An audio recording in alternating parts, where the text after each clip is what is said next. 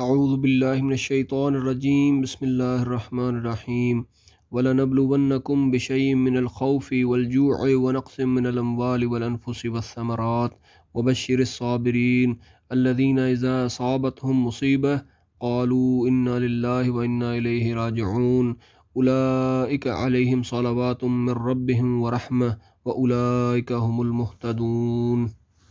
اور ہم کسی نہ کسی طرح تمہاری آزمائش ضرور کریں گے، دشمن کے ڈر سے، بھوک پیاس سے، مال و جان اور پھلوں کی کمی سے، اور ان صبر کرنے والوں کو خوشخبری سنا دیجیے جنہیں جب کوئی مصیبت آتی ہے تو کہہ دیا کرتے ہیں کہ ہم تو خود اللہ تعالیٰ کی ملکیت ہیں اور ہم اسی کی طرف لوٹنے والے ہیں، اور ان پر ان کے رب تعالیٰ کی نوازشیں اور رحمتیں ہیں، اور یہی لوگ ہدایت یافتہ ہیں۔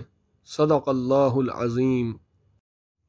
محترم سامعین کرام، اللہ تعالیٰ نے انسان کو آزمائش یعنی امتحان کے لیے اس دنیا میں بھیجا ہے، جیسا کہ سورۃ الملک کی آیت مبارکہ میں ہے، الذی خلق الموت والحیات لیبلوکم ایکم احسن عملا۔ اس نے زندگی اور موت کو تخلیق کیا تاکہ وہ آزمائے کہ کون اچھے عمل کرتا ہے۔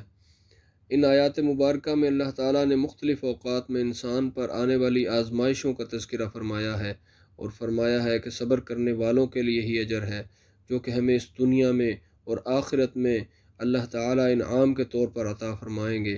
اللہ تعالیٰ ہمیں تمام مشکلات اور پریشانیوں پر ثابت قدمی اور صبر کی توفیق عنایت فرمائیں۔